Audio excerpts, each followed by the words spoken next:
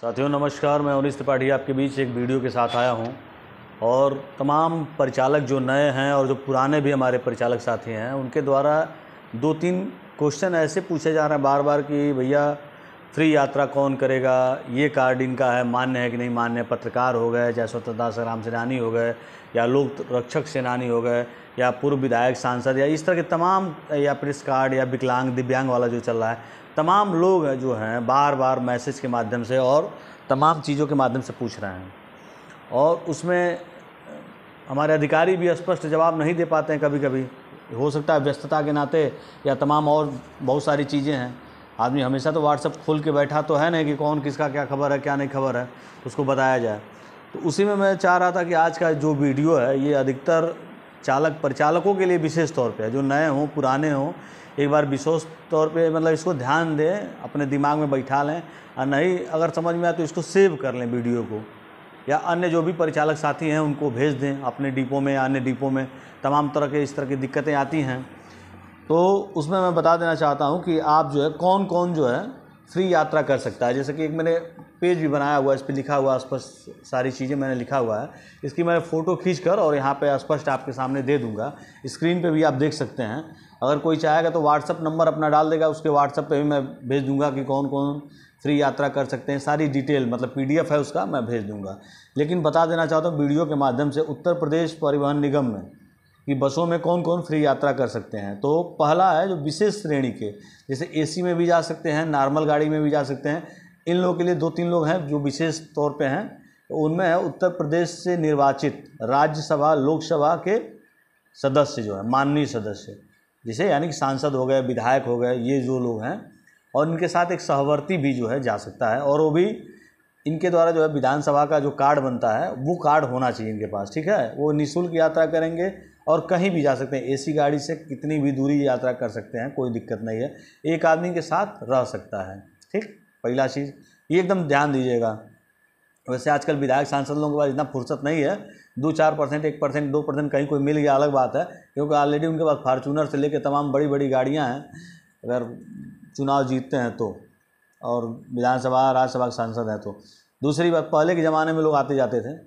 और दूसरी बात है कि पूर्व विधायक, विधान परिषद के सदस्य, यानी कि भूतपूर्व विधायक हैं या विधायक हैं, वो लोग जा सकते हैं।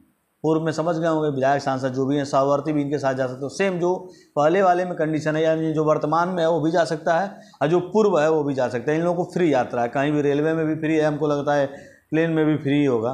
उसके बाद आते हैं तीसरे नंबर पे, स्वतंत्रता संग्राम सेनानी व सहवर्ती।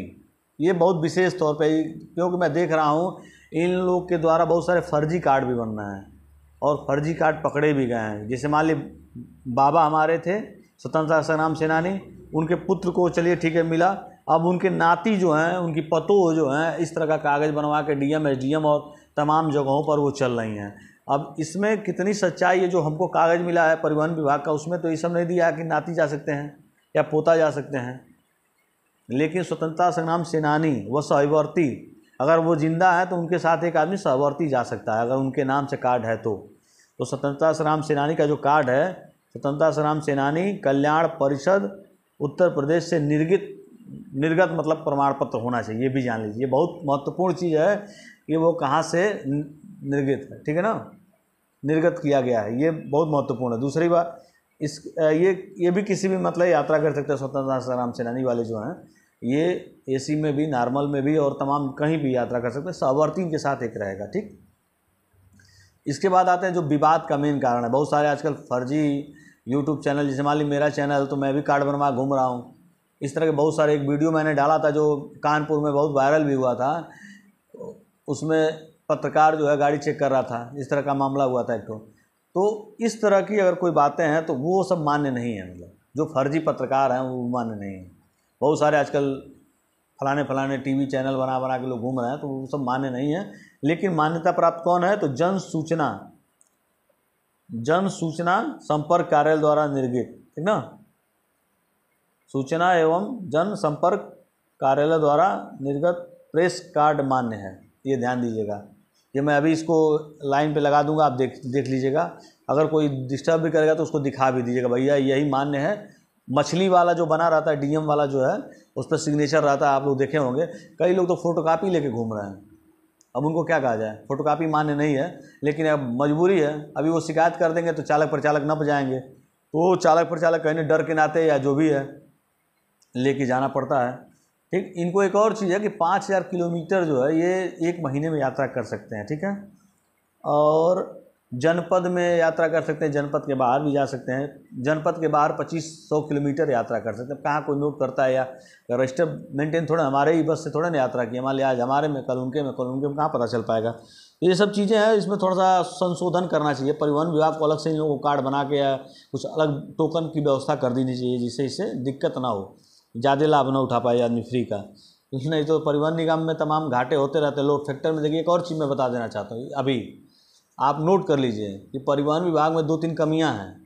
अभी परिचालक का लोड फैक्टर देखा जाएगा, लेकिन उस लोड फैक्टर में दिव्यांग यानी कि विकलांग नहीं जोड़े जाएंगे, उस लोड फैक्टर में एमएसटी नहीं जोड़े जाएंगे, उस लोड फैक्टर में पत्रकार, स्वतंत्रता संग्राम सेनानी, विधायक, सांसद नहीं जोड़े जाएंगे अगर आपके बेबिल पे यात्रा की है तो। ये गलत चीज़ है, इसको होना चाहिए। क्योंकि अगर नहीं जोड़े जाएंगे, अगर कहीं आपका 50% से कम होता है या 50% लोड फैक्टर आता है पूरे महीने का ऑल ओवर, तो पता चलेगा कि आपका 2000 कट गया, 1000 कट गया, 2300 कट गया।